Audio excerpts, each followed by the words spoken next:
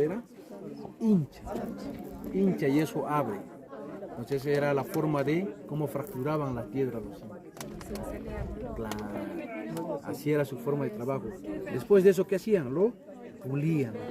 Esta piedra es hematita. Entre piedra nomás. La hematita es piedra, pero la hematita tiene un grado de dureza que es de 8. El diamante es el más duro. Pero en esto chancaban, ¿no? Agarran la piedra, agua, agua, Como hacer las goliotas.